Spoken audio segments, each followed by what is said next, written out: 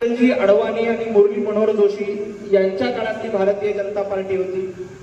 त्यानंतर पंतप्रधान नरेंद्र मोदीजी अमित भाई यांच्या काळातली एक भारतीय जनता पार्टी आहे आणि आता तिसरी पुढे देखील आपल्या सगळ्यांच्या निमित्ताने या उदयाला येते।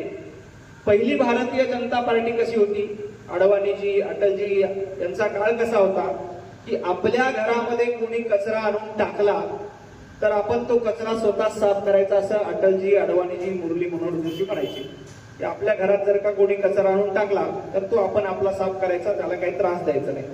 पिढी बदलली आणि अमित भाईंची पिढी आली, त्यावेळेला त्यांनी सांगितले की आपल्या घरामध्ये जर का कोणी कचरा आणून टाकला तर ज्याने कचरा आणून टाकला त्याला साफ करून लावायचे, त्याला सांगायचे की तू हे कचरा साफ करून टाक। पण आता जी नवी भारतीय जनता पार्टी देवा भाऊंच्या नेतृत्वात, किशोर भाऊंच्या नेतृत्वात जी भारतीय जनता पार्टी येते ती भारतीय जनता पार्टी अशी आहे की आपल्या घरामध्ये कोणी कचरा आणून टाकला, कचरा तर साफ करायचाच, पण ज्याने कचरा टाकला त्यालाही, ही भारतीय जनता पार्टी आहे। आपल्या देशाकडे कोणी वाकड्या नजरेनं बघितलं तर त्याची काही खैर नाही हे सांगणारी भारतीय जनता पार्टी आहे। म्हणून भारतीय जनता पार्टीचं धोरण राष्ट्र प्रथम देश प्रथम आहे।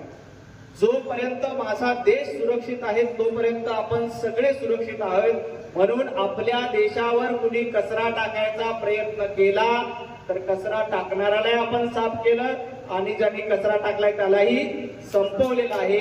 मला वाटतं राष्ट्र प्रथम देश प्रथम ही भूमिका घेऊन करण्याचं काम भारतीय जनता पार्टीचे कार्यकर्ते करतात। भारतीय जनता पार्टी हे प्रभू रामचंद्रांना आदर्श मानून पुढे चालणारी पार्टी आहे।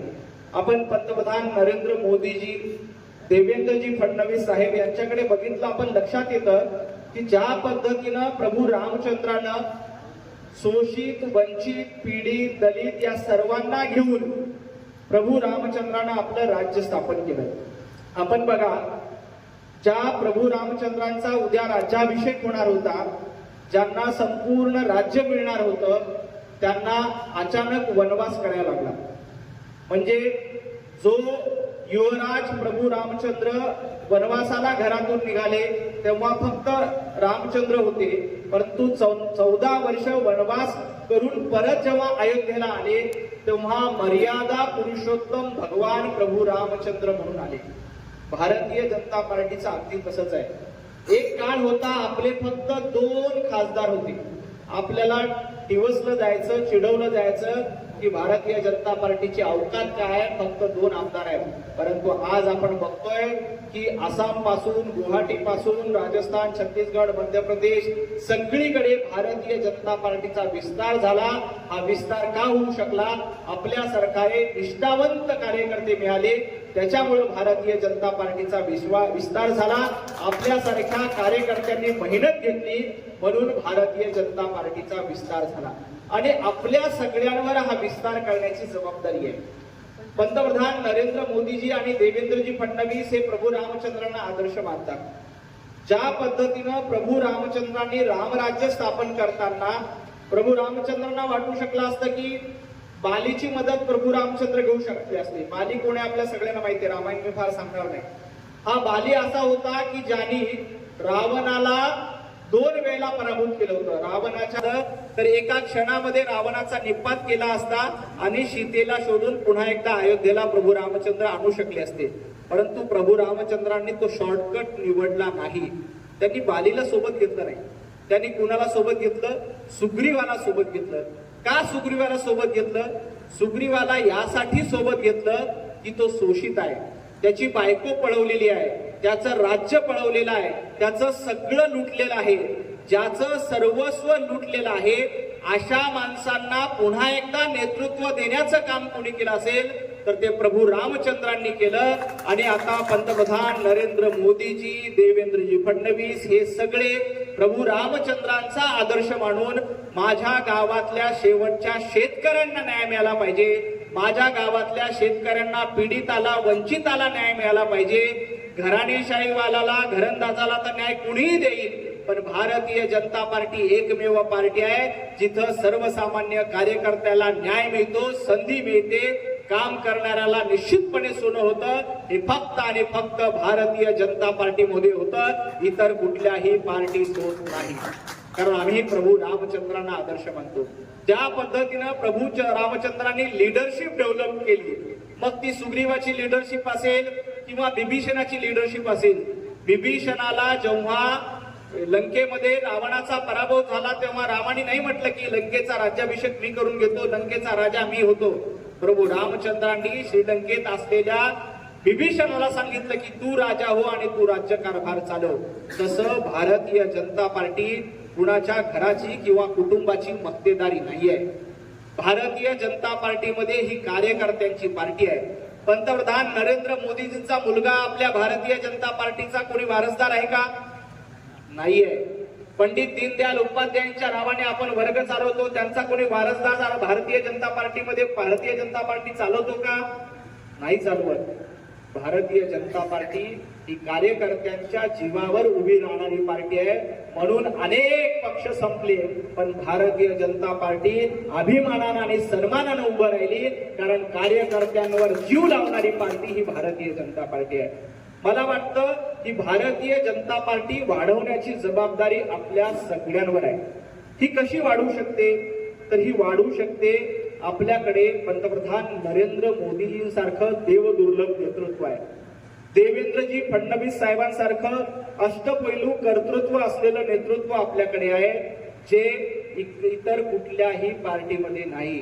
आपण काँग्रेस बघा, काँग्रेसमध्ये कोण नेतृत्व आहे? राहुल गांधी. राहुल गांधीकडे बघून गावातले 10 मतं तरी मिळतील का? नाही मिळणार. आपल्याला ही संधी आहे.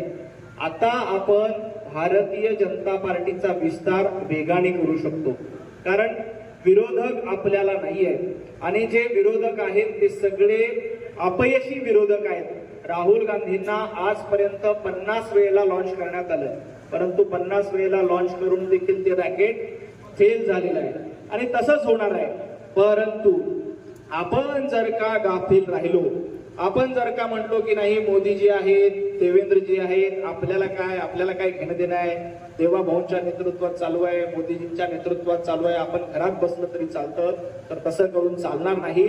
आपल्याला आपला पक्ष वाढवावा लागेल.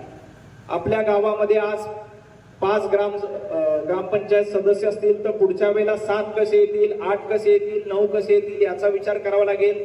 आपला उद्देशच आहे की 100% भाजप झालं पाहिजे. 100% भाजप झालं तरच देशाचा झेंडा अभिमानानं उंचावू शकतो. भारतीय जनता पार्टीचा विजय म्हणजे फक्त एका पक्षाचा विजय नाही, तर तो आपल्या हिंदुस्थानचा विजय आहे, भारताचा विजय आहे. भारतीय जनता पार्टीचं सरकार आल्यानंतर आपल्या देशाची मान अभिमानानं उंचावते. याच्या आधी विचार करा, आपल्या देशाकडे वाकड्या नजरेनं बघणारे किती लोक होते? आज कोणाची हिंमत होते का? इराण आणि इस्रायलचं युद्ध सुरू आहे. इराण आणि इस्रायलचं युद्ध सुरू असताना श्रीलंकेमध्ये डिझेलची अवस्था काय आहे? पाकिस्तानमध्ये 350 रुपये लिटर पेट्रोल आणि डिझेल विकलं जात आहे. पाकिस्तानमध्ये लॉकडाऊनची घोषणा करावी लागली. श्रीलंकेमध्ये लॉकडाऊनची घोषणा करण्यात येणार आहे. नेपाळमध्ये काय परिस्थिती झाली? ऑस्ट्रेलियामध्ये किंवा इतर मोठमोठ्या देशामध्ये इंधनाचा तुटवडा जाणवतोय. मोठ्या प्रमाणात पेट्रोल डिझेलचे भाव वाढलेले आहेत. काही देशामध्ये 20% वाढले, काही देशामध्ये 30% वाढले, काही देशामध्ये 200% पेट्रोल डिझेलचे भाव वाढले. परंतु भारतीय जनता पार्टीचा आणि पंतप्रधान नरेंद्र मोदींचं नेतृत्व आपल्याकडे असल्यामुळं युद्ध होऊन देखील आपल्याकडे पेट्रोल डिझेलचे काहीही भाव वाढले नाहीत. हे का झालं? तर आपलं सरकार आहे, भारतीय जनता पार्टीचं सरकार आहे म्हणून हे झालं. कारण भारतीय जनता पार्टी सर्वसामान्यांचा विचार करते. भारतीय जनता पार्टी गावातल्या सगळ्यात शेवटचा घटक कोण आहे त्याचा विचार करते. याच्या आधी आपल्या गावामध्ये 2014 पूर्वी घरकुल योजना मिळायची का? घरकुल योजना आली तरी गावच्या सरपंचाकडे यायची, गाव